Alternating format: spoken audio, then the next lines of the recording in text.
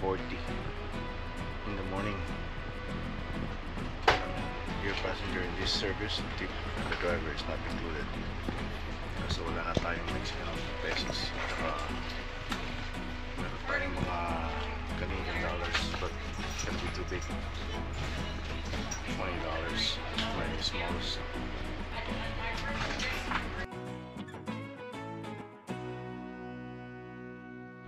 Meron pala tayong $5 Canadian. Pwede lang siguro.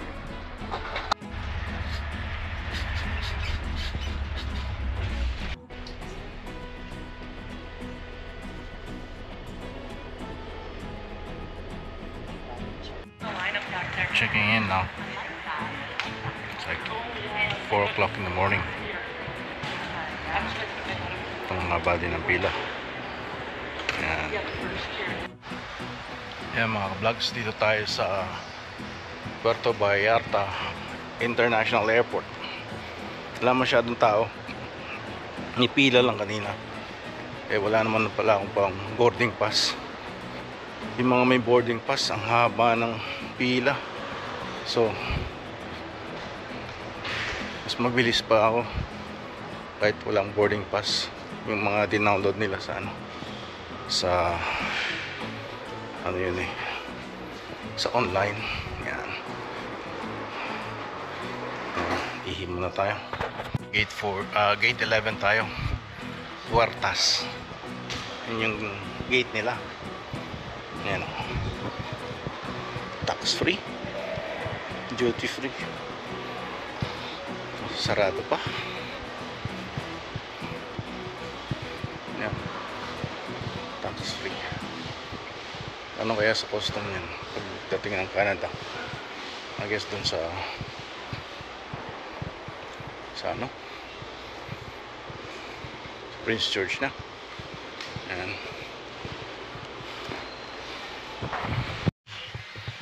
79 US, mahal. Ito 585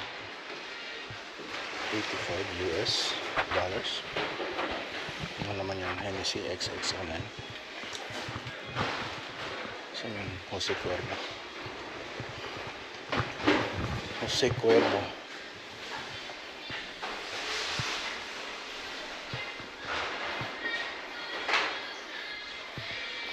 Titos handmade vodka. Kanin 24 US. Ito na lang. Ayan, may pila na naman tayo mga ka-vlogs. Ayan mga vlogs, we're doing descent now. So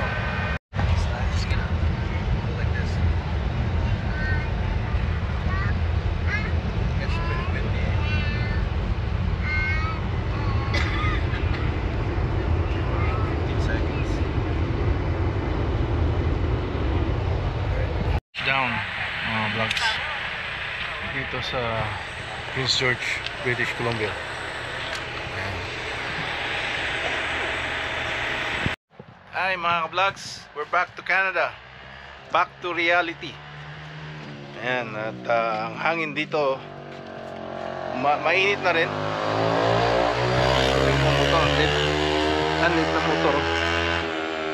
Halatang sabik na siya sa summer. So saan ba tayo? Ayan, hangin dito sa Canada, sa North BC. Medyo malamig pero dry yung ang weather, hindi kagaya dun sa Puerto Vallarta, Mexico na siya, humid at saka mahangin. Like yung hangin niya warm, dito malamig na dry. So yung mga skin natin kailangan mag lotion. Yan, dun parang glowing ka siguro din sa mga prutas din na fresh na kinakain dun. Kasi pagdating ko dito, first time ko kumain ng kanin. Well, may paella naman dun sa dish nila, pero Ang tinira ko dun is yung hipon sa paella. Konti lang ginawa kong kanin. Eh siyempre unlimited. Sayang naman yung kakainin mo puro kanin lang din. So siyempre yung mga may lasa na meat tsaka gulay na fresh ang kinain natin dun sa Puerto Vallarta, no? Yan, so shout out sa inyo dyan. Yan, Spot Pinoy pala pinapanood ko, no? Nakaka pangatlong episode, tsaka yung kay Inags, yung kay Brandon Boy. Ngayon meron sila bago ngayon kay Ferds TV yata. Yan, yan nyo si yung buhay din ni Atoy Sulit. Yan, interesting, may Atoy Ski siya nun eh, na web tsaka sila Mr. Puto Mendoza siguro. Yan, shout out sa inyo dyan vlogs. Ayan, ang ganda ng araw sa Costco. Ayan na, yung skirt weather. Mga vlogs yung drone. Wala na ata. Goodbye ba chocolates? Sarap yan. Ha? Wala na? Asan na? Ubus na? Ubus na yung drone?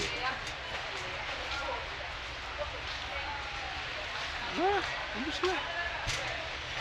Yung mini 3 drone. Ubus.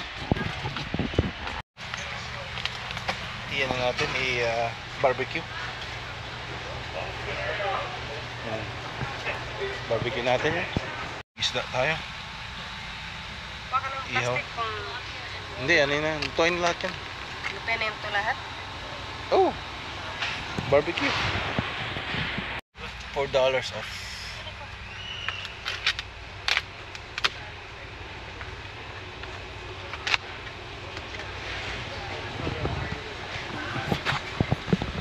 Tayo sa Costco mga ka-vlogs. Sabado. Ang daming tao. Pero pasarado na ata sila. Bili tayo ng orange juice. Tagal na tayo hindi nakapag orange juice. Yan, $13.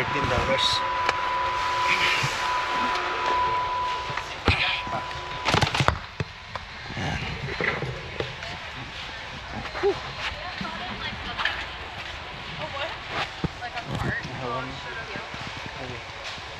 One of us will split, I guess. Thank you.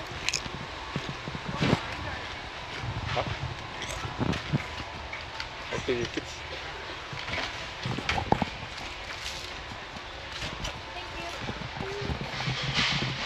Kape.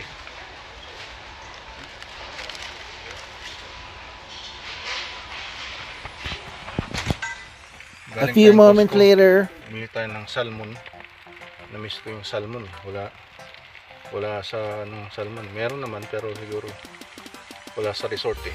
Tsaka ayan, grill natin yung onion na malalaki. Kaning Costco. Yan. Yan mga vlogs. So, ang souvlaki marinated pork chops. Yan natin yung kaning Costco. Binibigay ng nagtatrabaho doon si Rose Ann, yung napaka kapal pero maraming sauce. Sabi ko pagka hinati mo rin sa gitna, wala ring sauce yung sa gitna, diba? So ito na lang, 1890 siya. Marami naman, sulit na yan for the whole weekend na pamilya yan, family of 5. Tapos meron tayong salmon tsaka onion as our gulay. Andito naman tayo sa labas magtambay, parang ginagawa ng mga turista din sa Mexico, nasa tabing dagat lang, tambay, may drinks yan, inom, kain na snack. Yan, sarap ng buhay. Ay, ang buhay.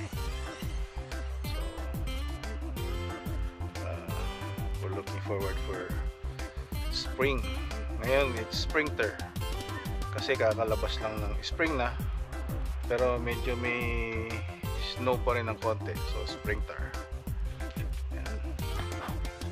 Yan mga vlogs, masunog.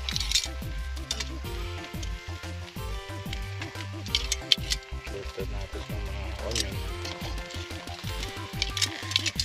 Tapos ayan, nagkaano na yung salmon, naalis na yung kanyang mga juice. Pwede natin ito.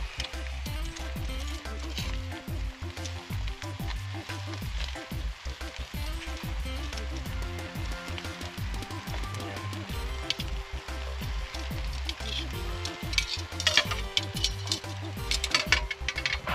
Lagyan natin ng dillweed, salt and pepper.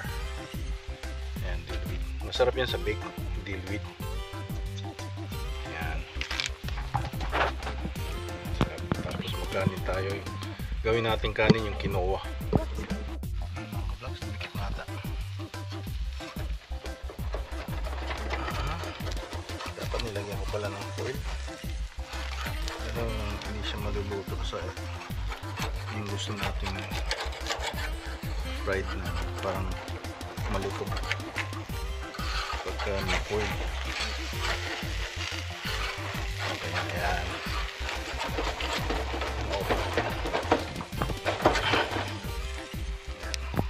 Ay mga vlogs, bukas naman ako eh. Salmon.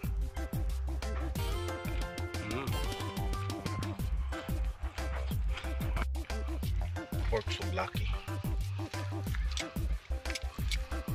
Ito yung souvlaki sa ano yun eh, Greek. Nilalagay nila sa parang barbecue stick sa atin. Ano lang to, naka yung pork chop. Yan nila ng souvlaki. Souvlaki seasoning. Yan, gusto natin. Luto na lahat, sabay-sabay. Hindi sayang sa propane. Yan.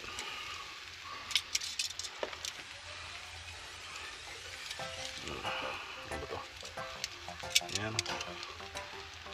Sa ano eh, madalian din pagka mag-grill ka eh.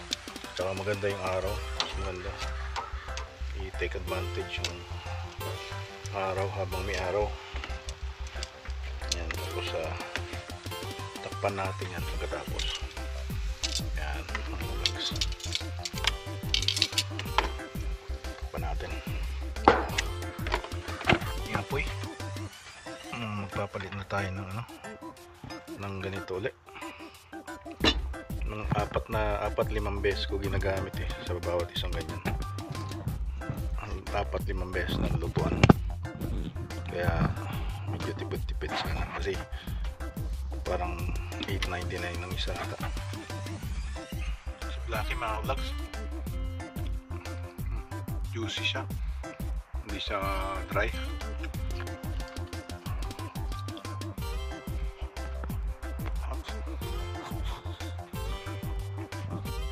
Yan mga vlogs, souvlaki, pork souvlaki sa Costco. Yung mga na-marinate na no? So ihawin mo na lang, sulit naman.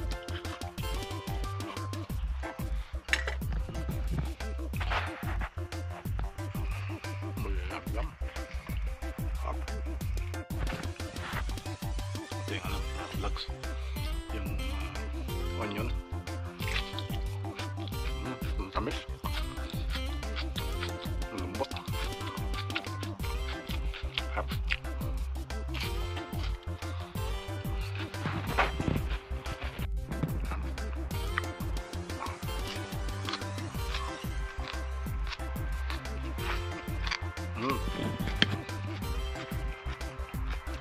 Highly recommended. Yan mga ka-vlogs, kain tayo ng tiramisu. Lumita sana yung chan ko eh. $18.99 sa Costco. I think may $4 off. Yan. Kaya ako kumuha. Kasi sale. Sarap. Pwede ito ibalik. Ito ang pang future ulam natin bukas mga ka-vlogs.